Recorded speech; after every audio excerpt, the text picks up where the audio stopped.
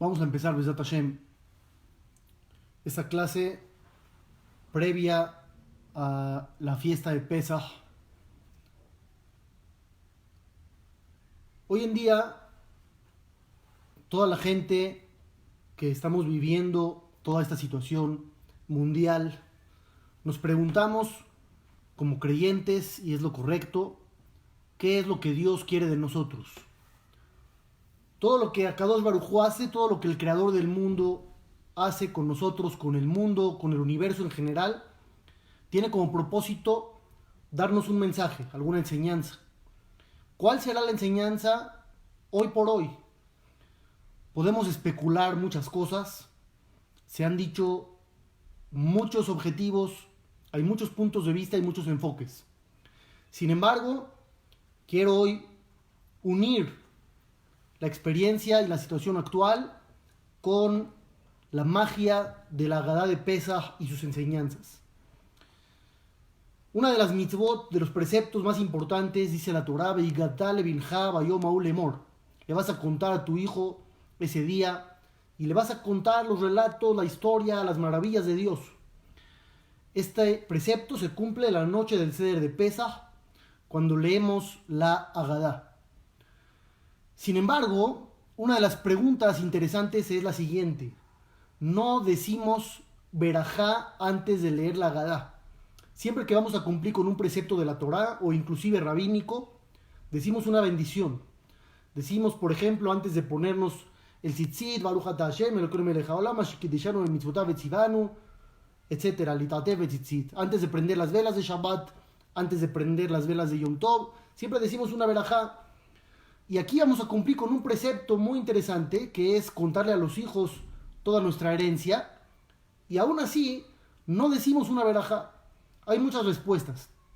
Una de ellas nos dice lo siguiente: el precepto de cumplir con la Agadá, con relatarle a los hijos, no se cumple de una forma específica. Por ejemplo, las velas de Shabbat, a partir de una vela ya sabes cómo se cumple el precepto.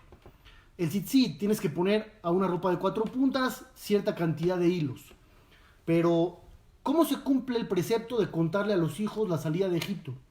Puedes contar 1 minuto, puedes contar 10, puedes contar toda la noche. No hay una manera específica de cumplir.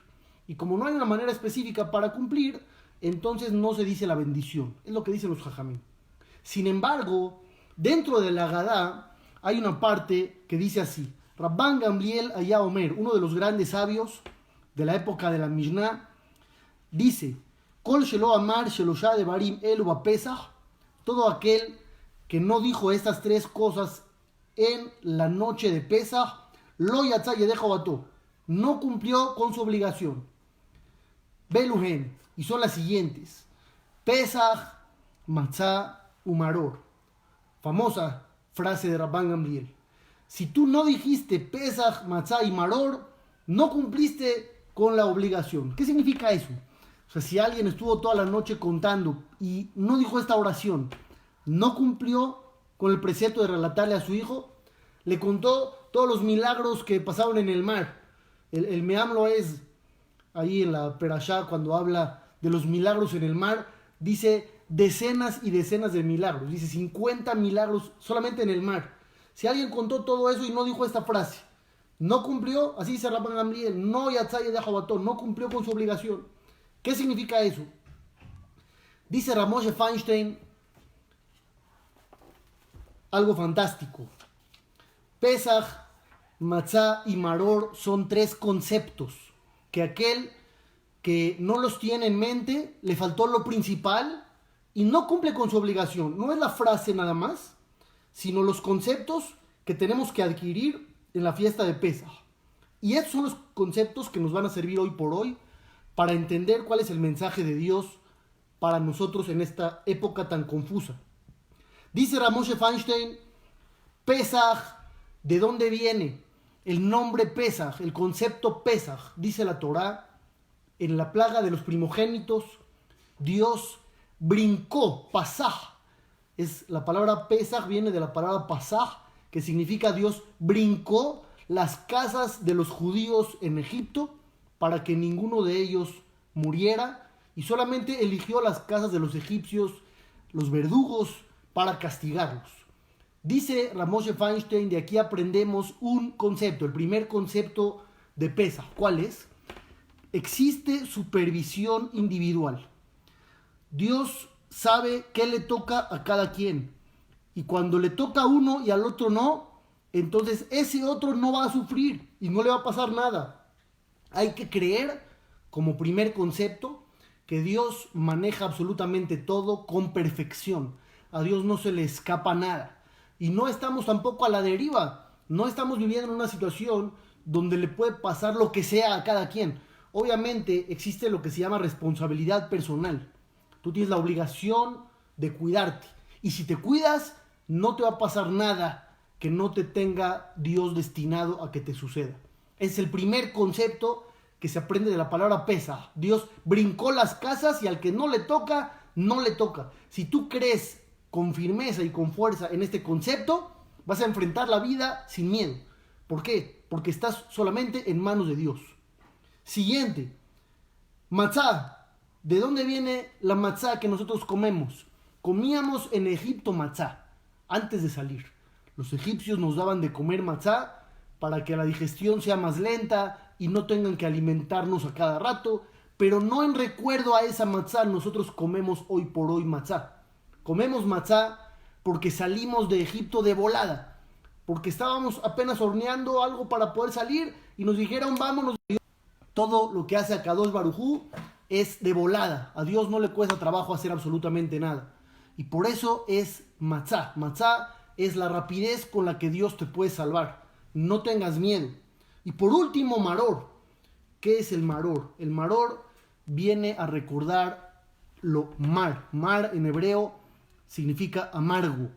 Vivimos amargura. Y en la vida, en ocasiones, hay momentos de amargura. Sin embargo, que sepas que de esos momentos de amargura se puede y se sale. No son eternos. Todo pasa.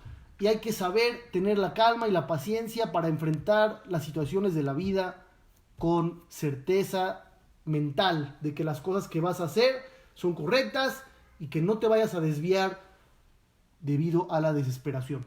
Pesaj, matzá y maror, como estamos viendo, son los tres conceptos principales, no solamente de la fiesta, sino de la vida en general. Saber que Dios supervisa de manera particular, saber que Dios te puede salvar en cualquier momento, en un segundo, y también saber que a veces hay cosas amargas, cosas negativas, pero no te rindas y sigue adelante. Los jajamim nos enseñan todavía algo más profundo. Nosotros festejamos Pesaj la noche del 15 de Nisan. ¿Por qué la noche del 15 de Nisan? Vamos a pensar un poquito. Nosotros salimos de Egipto en ese día, es correcto. Salimos en Pesaj de Mitzrayim. Sin embargo, la salvación todavía tardó un rato en llegar. Salimos de Egipto y nos persiguieron los egipcios. Y llegamos al mar y estábamos desesperados. Y todavía se tuvo que partir el mar y cruzamos y los egipcios venían atrás y luego se ahogaron. Y luego no teníamos para comer y para tomar y tuvimos muchos problemas durante 40 años en el desierto hasta que logramos llegar a la tierra prometida.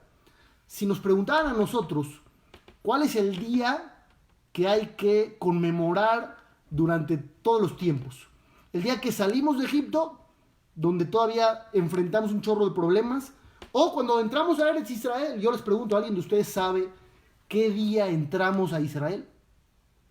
¿Cuándo entramos a la tierra prometida? Ya terminaron los 40 años. ¿Qué fecha entramos? ¿Alguien festeja hoy por hoy la entrada a Eretz Israel? ¿Cómo puede ser que festejemos en medio del mes de Nisan? Solamente la pura salida no solucionó el problema de raíz. Y todavía tuvimos que enfrentar muchas cosas. Y a eso Contestan los jajamim, Rab Shalom Shevadrón, un jajam muy sabio y muy bondadoso de la generación pasada. Él responde, sí es verdad que tuvimos que enfrentar muchas cosas después de salir de Egipto, pero festejamos una muy especial, que a partir de ese momento ya estábamos absolutamente en manos de Dios. Ya no está el faraón, no somos sus esclavos, sí nos persiguió después, pero ya no somos suyos. Se acabó la etapa de esclavitud en Egipto. Mientras estuvimos en Egipto, nos preguntaban, oye, ¿quién es tu patrón? ¿Quién es tu dueño? Pues el faraón. Y había el capataz y había el encargado. A partir de la salida de Mitzrayim, Dios nos tomó en sus manos. Y para nosotros eso ya es digno de festejarse. Porque enfrentes lo que enfrentes, ya estás con Dios, ya no estás solo. Cuando Dios dice, yo te voy a sacar, en este momento tú eres mío, a partir de ahí la vida es otra. Ya no importa lo que suceda, estás siempre acompañado del Todopoderoso, el Creador del mundo. Y es lo que nosotros festejamos, fuera de lo que uno tenga que enfrentar. Y la vida en sí, en general, es exactamente eso. Hay amargura, hay dulzura, hay etapas de confusión, hay etapas de claridad, pero que no se nos olvide que siempre estamos en manos de Dios. Y realmente ese es el sándwich que se come la noche del Seder de Pesaj. Cuando llegamos al Korej, agarramos un poquito de matzá. ¿Qué simboliza la matzá? La salvación, que nos sacaron rápido, y lo juntamos con maror. ¿Qué simboliza el maror? La amargura. Y le ponemos jaroset. ¿Qué es el jaroset? El jaroset recuerda el barro, el lodo, los ladrillos que tenían que fabricar con ese tipo de materiales, pero curiosamente sabe dulce. Y revolvemos todo eso y nos lo comemos. ¿Qué estamos haciendo ahí? ¿Qué estamos recordando? ¿Lo bueno? ¿Lo malo? ¿Lo feo? ¿Qué? Estamos recordando toda la vida en general. Lo bueno y lo menos bueno y lo más bueno. Todo es dulce, todo es bueno. Porque estamos en manos de Akadosh Baruj Hu. Dios controla todo. Y eso nos hace sentir bien ya de entrada. Siguiendo un poquito con esta misma idea, dice la Torá, cuando Dios mandó la plaga del granizo a los egipcios, no era un granizo común y corriente. Eran grandes rocas de hielo, tenían fuego adentro también. Ahí es donde hicieron la paz estas dos fuerzas contrarias para cumplir la orden de Dios y castigar a los egipcios. Sin embargo, nos dice la Torá que no todo fue consumido o golpeado o eliminado por medio del granizo. Las estructuras, por ejemplo, los árboles, las ramas fuertes, cuando el granizo las golpeaba, se rompían.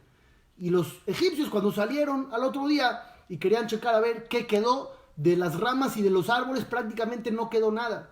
Pero las hierbas, lo que eran las espigas suavecitas y blanditas, dice la Torá, no fueron golpeadas por el granizo. O sea, no les pasó nada. ¿Por qué no les pasó nada? Dice la Torá, porque son suaves. Entonces, cuando tú agarras una hierba suavecita y le echas una roca, pues aunque le atines, la hierba solamente se va a doblar tantito, deja pasar la roca y vuelve a su estado original. Es lo que dice la Torá textual. Sin embargo, hay un aprendizaje mucho más profundo sobre esto. La hierba y las espigas suavecitas no tenían por qué sufrir daño alguno.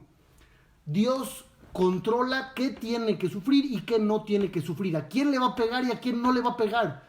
Y si Dios decidió que la hierba no tiene por qué ahorita exterminarse, aunque caiga granizo y aunque haya fuego y aunque sean grandes rocas, no va a pasar nada. Es exactamente la misma línea que estamos diciendo hasta ahorita. Dios maneja todo con su vasta, eterna e ilimitada inteligencia, de tal manera de que no pasa nada que no tenga que pasar. No existe la injusticia como tal por parte de Dios. Atzur tamim paolo kijol derahab mishpat. Dios es íntegramente justo. Todos sus caminos llevan únicamente a la justicia. Y eso hay que saberlo en el sentido de que confiemos en Él, de que nada pasa sin su autorización.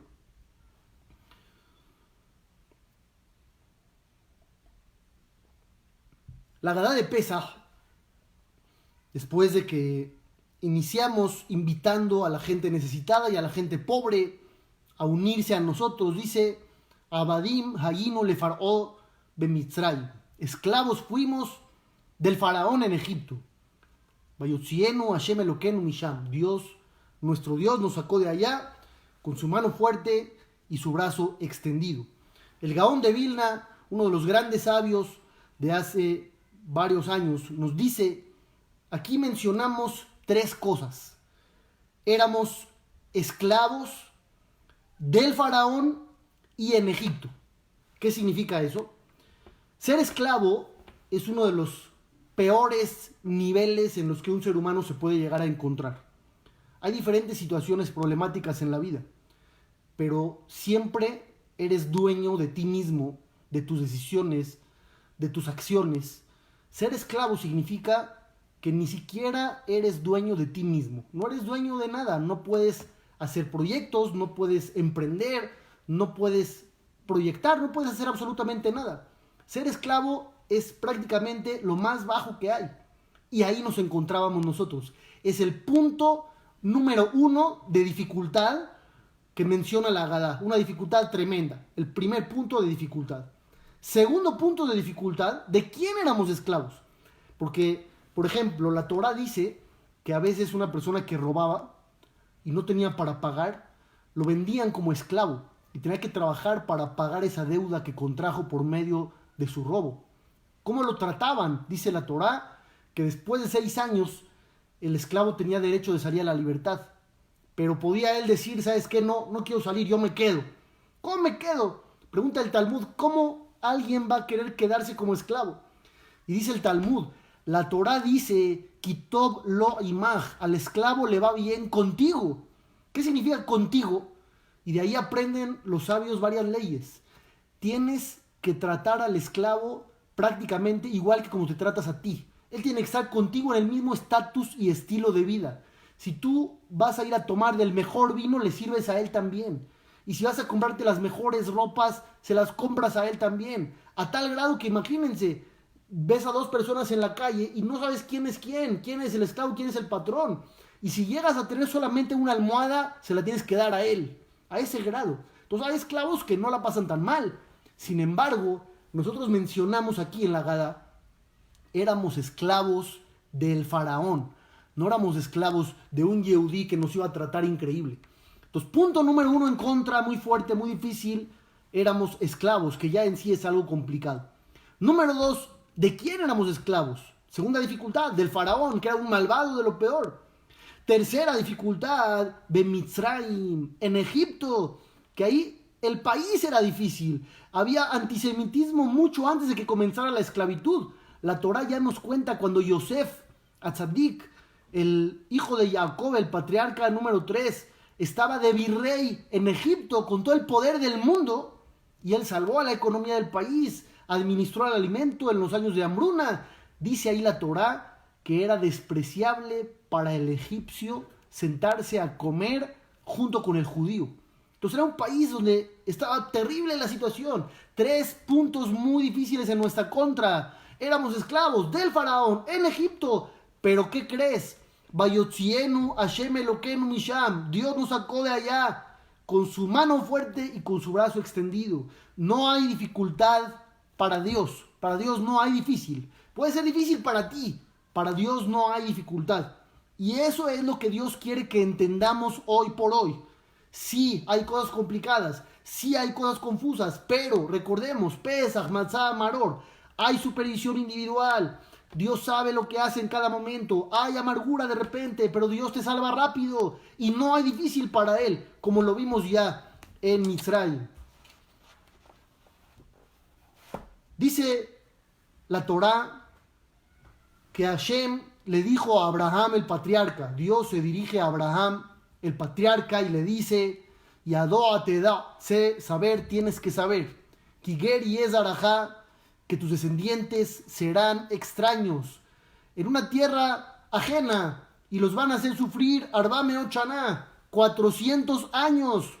Sin embargo, dice aquí en la Torá después que no estuvimos 400 años en Egipto, estuvimos 210 nada más. ¿Qué pasó con esos 190 años? Hicimos una pregunta similar. Segundo capítulo del libro de Shemot. Vayhi vayamim rabbi mahem. Y fue después de que pasaron muchos días. Vayamot melech Mitzrayim. Y murió el rey de Egipto. Que realmente los jajamim nos explican que no había muerto, sino que había contraído lepra. Y en ese momento hubo cierta pausa en la rutina de trabajo. Vayanhu bnei Israel min ha'avodah, tuvieron un poco de respiro los judíos de tanto trabajo, hubo una pausa. Vaizaku, y clamaron y gritaron, Batal Shabbatam el Elohim min ha'avodah, y subió ese grito hacia Dios. Vaishma Elohim et na'akatam, y Dios escuchó su clamor. Vaizkor Elohim et verito, recordó el creador del mundo el pacto que había hecho con los patriarcas Abraham, Isaac y Jacob. Y después de esto, inmediatamente Moshe Rabbenu estaba pastoreando el ganado de su suegro Yitro y se le aparece un ángel de Dios. Después, posteriormente, Dios mismo habla con él y empieza la tarea del gran líder de ir a sacar a los nuestros. ¿Qué es lo que nos dice aquí la Torá? La Torá nos dice que en realidad el plan original era estar esclavos 400 años. Pero los nuestros pidieron, clamaron, gritaron desde el fondo de su corazón y de su alma, y el tiempo se redujo de inmediato. Esto significa que el poder de la plegaria es inmenso. Aun si hay un decreto que hay que estar 400 años, tú pide tefilá. No hay que rendirnos. El rezo ayudó a que quitaran de la cuenta 190 años. Y estuvimos solamente 210 en vez de los 400 que teníamos que pasar ahí. Esto es lo que Dios quiere que recordemos ahora. No dejes de pedir, no dejes de pedir, no dejes de pedir. Cuando de repente llega el presidente de la República y va a dar un anuncio, todo el mundo está pidiendo, todo el mundo dice que diga esto y que diga aquello, y que acepte A, y que diga B, y que no diga C, ni D, ni E. Todo el mundo se vuelve loco, ¿no? Porque pensamos que estamos en sus manos y lo que él diga va a causar, lo que él diga va a provocar.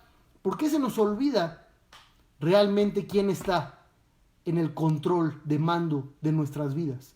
Es Dios. Pídele a Él. 190 años se quitaron. Si hubiéramos rezado antes, nos hubieran sacado antes también. Y en vez de estar 210 años, tal vez hubiéramos estado 20 o 30. También depende mucho de la forma en que nosotros tomemos las cosas. Y hay que recordar quién está al mando y de quién depende todo.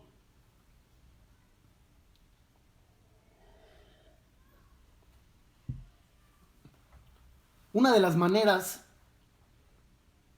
más poderosas en las que podemos cambiar nuestro destino, fuera del rezo que acabamos de mencionar, es la que empieza la Agadá de Pesaj, diciendo, Halach ma'ania, este es el pan de pobres, Diah halú abahatana be'ará de Mitzrayim, que comían nuestros ancestros en la tierra de Egipto.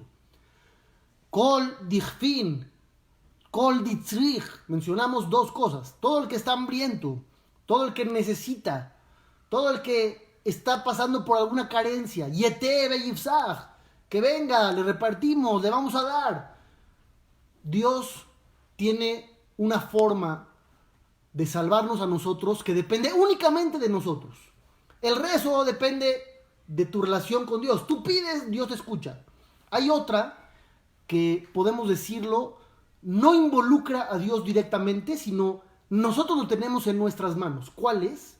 Es el favor, la bondad, la hermandad. Puede cambiar todo por completo a nuestro favor.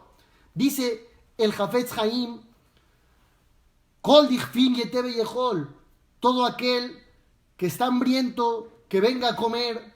Dice en su Agadá de Pesaj, una historia que sucedió Cuando un Yehudí llegó a la ciudad de este Jajam, Rabbi Israel Meir a Cohen, que le decían el Hafetz Haim, un Yehudí llegó a su ciudad y estaba buscando, obviamente, al Jajam. Empezó a caminar por las calles y salió un Yehudí anciano de una casa y este forastero le preguntó: oiga, ¿conoce usted a Rabbi Israel Meir, a Cohen, el Jajam, el Hafetz Haim? Quisiera yo hablar con él. Entonces el anciano le dijo: claro que lo conozco, pero dime una cosa, tú no eres de por aquí, ya tienes dónde dormir, ya tienes dónde comer. Le dijo este Yehudí: no, la verdad no, acabo de llegar. Entonces le dijo al Yehudí: bueno, vente conmigo, pasa la noche conmigo, yo te atiendo y todo, y mañana, B'ezrat Hashem, vamos a ver al Jajam. Ok, aceptó a este Yehudí. En la noche el anciano lo atendió como rey. Le dio de comer, le dio una cama limpia, lo atendió, le dio donde bañarse. Al otro día le dijo: vámonos al Bet Knesset. En la mañana se fueron al Knis a rezar. Y obviamente el espectáculo habla por sí mismo. ¿Quién se va a ir a sentar al lugar principal? El Jajam, el Hafetz Haim está ahí. Él es su anfitrión, el Jajam más grande al que él vino a ver es el que lo atendió, se durmió ahí en su casa, él le dio de comer. Entonces se avergonzó y dijo: ¿cómo puede ser que yo permití que me atendiera el Jajam más grande del mundo? ¿Cómo me porté como si el Jajam fuera un cualquiera? Entonces se acercó rápidamente a él y le empezó a pedir disculpas. Y le dijo: Jajam, perdóneme, no sabía que era usted. Le dijo el Hafetz Haim: ¿de qué me estás pidiendo disculpas? ¿Qué acaso no soy yo un judío? Y como judío tengo la obligación de ayudar. Tengo el precepto de recibir gente, de ver por el desvalido. Soy un Yehudí, como cualquier otro, y tengo esa misma obligación. Esto era lo que hacía grandes a esas personas, que podían y veían por los demás. ¿Qué hay que hacer nosotros hoy? Dios quiere ver hoy cómo nosotros nos ayudamos unos a otros. No es algo sencillo. Cada uno está viviendo incertidumbre personal, pero encárgate de los problemas del otro y Dios eliminará tus propios problemas. Así lo dice en Jajamim claramente en el Midrash. Dios dice: tú encárgate de los míos, yo me encargo de los tuyos. Es lo que hay que hacer hoy por hoy. Una persona la semana pasada me dijo: sé que en estos tiempos hay gente pasando por dificultades y quiero ver si puedo ayudar a alguien. Me dijo: voy a ir a dejarte a tu casa un sobre 5,000 pesos, a ver a quién puedes ayudar. Mamash Minashamayim. Minutos después me habló una persona y me dijo que estaba súper necesitado, que tenía que pagar algo de su renta de aquí y de allá, necesitaba ese dinero. Le dije: puedes pasar ahorita. Increíble, pero lo increíble no es que se haya dado Minashamayim, lo increíble es que haya una persona que haya pensado en los demás en ese tipo de momentos. Y esto puede cambiar las cosas a nuestro favor y tenemos que tomarlo como una oportunidad. Hoy por hoy podemos hacer muchas cosas. Dice el Jidá, uno de los grandes Jajamim Sefaradim, Rabbeinu Haim Yosef David Azulay. Hay una parte en la Torá, en los versículos, que aparentemente no se entiende muy bien. Cuando íbamos a salir de Egipto, dice Dios a Moshe Rabbenu: habla con el pueblo para que pidan uno de su compañero y una de su compañera que lejese fujle zahab, objetos de plata, objetos de oro. Dios quiere que nos vayamos de Egipto con grandes riquezas. ¿Cuál es el plan? Que le pidamos a los egipcios que nos den cosas. ¿Por qué de esa manera? Es una pregunta interesante. ¿Por qué engañarlos de esa forma, de pedirles como que prestado: préstame tus joyas, préstame tus ropas finas, y luego irnos? Una de las contestaciones es que ellos los egipcios tenían que pagar el crimen que cometieron contra nosotros. ¿Cómo nos esclavizaron? Con engaños. Nos dijeron primero: vengan ustedes a trabajar y les vamos a pagar, y es una manera de corresponder el favor que el país les hizo al aceptarlos. Y ya después nos obligaron a trabajar con dureza. Así como ellos nos engañaron, ellos tenían también que vivir un engaño de nuestra parte. Pero no es eso a lo que iba yo. Lo que quería yo decir es lo siguiente que dice el Jidá. El versículo menciona que le pida un hombre a su amigo, una mujer a su amiga. ¿Realmente los egipcios eran nuestros amigos? ¿Amigos de dónde?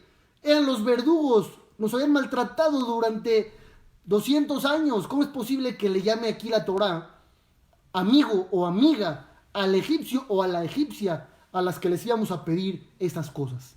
Entonces él contesta algo magnífico. Lo normal en el mundo es que si viene una persona necesitada y te pide algo prestado, dudes en si se lo prestas o no. ¿Por qué? Porque Jacito, él está necesitado, y si pasa algo, y si se le pierde, y si se le rompe, y si se lo roban, no tiene los medios para reponerme mi objeto. Pero si viene alguien millonario y te dice, oye, ¿me prestas algo? Inmediato aceptas, porque sabes que cualquier cosa, él lo puede reponer. Imagínate ver una persona pobre y te dice, oye, ¿me prestas tu coche? Ahorita regreso. La verdad, lo dudas, no lo vas a querer prestar. Pero si viene un millonario y te dice, oye, ¿me prestas tu coche? Y dices, sí, claro. Máximo, hasta tal vez rezarías, ¿no? Que le pase algo al coche y me compra uno nuevo. Entonces, dice el Jajam, en Egipto habría que pedirles, nosotros teníamos que pedirle a los egipcios cosas. Pero no todos los Yehudim se veían como gente importante. Había Yehudim que tenían sus ropas feas, sus ropas rotas, había diferentes niveles económicos también dentro de la esclavitud. Entonces, ¿qué había que hacer? Había que hacer favores entre nosotros, entre los nuestros. El pudiente le prestaba ropas al amigo pobre para que el amigo pobre se vea como rico, llegue con el egipcio a pedirle y el egipcio acepte darle. ¿Entendimos o no entendimos? Si llega el Yehudí vestido como pobre y le dice a su vecino egipcio, préstame tus candelabros, le va a decir, no te presto nada. Pero si llega el Yehudí vestido como rico, ya se ve mejor, va a aceptar el egipcio prestarle. Entonces, el Yehudí le pedía a su amigo y la mujer yehudía a su amiga. ¿De quién estamos hablando? De los mismos judíos, para que después le pidan a los egipcios objetos de plata y objetos de oro. ¿Esto por qué es importante? Porque es fantástico. Dios quiere que salgamos con grandes riquezas, pero no hay manera de salir con grandes riquezas a menos que nos ayudemos entre nosotros. Dice Dios, tú ayuda al de al lado, y el de al lado, al de al lado, y el de al lado, al de al lado. Si todos entre ustedes se ayudan, entonces saldrán con grandes riquezas. Pero ¿qué hubiera pasado si hay egoístas? Si hay gente egocéntrica y solamente se enfoca en lo de ellos y dice, no, tú pídele y a ver si te presta, y si no, ni modo. No hubiéramos salido todos con grandes riquezas. Solamente hubiera habido unos pocos privilegiados. El requisito para gozar de la bondad divina es que nos ayudemos entre nosotros. Y esa es la oportunidad que tenemos hoy. Hoy Dios quiere ver, en este gran reto que nos está presentando, Dios quiere ver muchas cosas. Quiere presentarnos el reto de la fe. Quiere presentarnos el reto de la hermandad y de la ayuda. En la noche de Pesaj, cuando decimos Manishtaná, ¿qué diferencia a esta noche de todas las demás noches? Mencionamos varias diferencias. Una de ellas, Shebejol Alelot, que en todas las noches del año no solemos remojar alimentos ni siquiera una vez. Alaylas de Shetepe Amin. Esta vez remojamos en 2 ocasiones. ¿Qué es lo que remojamos? El apio en agua con sal, y remojamos la lechuga, el maror, en jaroset. 2 veces remojamos. Esto, ¿por qué se hace? ¿Por qué remojar? Todas las demás cosas del seder tienen su significado. Ya explicamos por qué comemos matzá, para recordar que salimos rápido. Comemos maror, la amargura. Las 4 copas de vino, porque hubo 4 etapas para salir de Egipto, para que Dios nos tomara como su pueblo. Pero ¿para qué remojar? Este paso, ¿para qué viene? Entonces, explican los jajamim lo siguiente. Nosotros no llegamos a Egipto de la nada. ¿Cómo llegamos a Egipto? Nosotros no vivíamos ahí. Estábamos en la tierra que Dios le prometió a Abraham. ¿Cómo llegamos a Mitzrayim? ¿Cómo llegamos a Mitzrayim? Hay un grupo de hermanos que tienen celos, tienen envidia, venden a su hermano. Ese hermano llega a Egipto. Luego hay hambre, pero Egipto tiene comida gracias a ese hermano. Y todos los hermanos y el papá terminan en Egipto para poder subsistir. Y ya después todas las generaciones siguientes nacieron allá. Así llegamos a Egipto. Llegamos allá por culpa de los celos y de la envidia. Pero, un dato curioso, ¿cómo le dijeron los hermanos a su padre que vendieron a Yosef? Que vendieron a su hijo preferido. La respuesta: no le dijeron. No tenían cara para decirle, vendimos a tu hijo. No. ¿Qué hicieron? Le quitaron la túnica, esa túnica especial que le había fabricado Jacob como muestra de cariño, y la remojaron en sangre de un animal para hacer pasar esa túnica como si fuera que a Yosef lo habían devorado, una bestia salvaje. Y le presentaron ante Jacob y le dijeron: Akerna, reconócela por favor, si es la túnica de tu hijo o no. Y la reconoció, dice la Torá, y estuvo de duelo más de 20 años. Estaba dolido, estaba angustiado y amargado por el destino que había tenido su hijo y el suyo propio. Llegamos a la esclavitud por culpa de la túnica remojada en sangre, que representa el crimen de un hermano contra el otro. Y ahora que estamos la noche de Pesaj, queremos suponer que ya superamos esa etapa del odio mutuo entre hermanos, de la envidia y de los celos. Remojamos una vez en agua con sal, que es amargo, que recuerda ese episodio tan amargo que vendieron a su hermano. Pero también remojamos la lechuga dulce y bonita en jaroset, que sabe rico también. ¿Para qué remojamos ahí esa dulzura? Para decir, ese tipo de remojo quedó atrás. Ahora estamos en algo bonito, estamos en una etapa donde ya nos queremos, ya nos ayudamos, ya no estamos como antes, superamos, la esclavitud se tiene que ir, la amargura se tiene que ir, los problemas se tienen que ir, tiene que llegar solamente la salvación.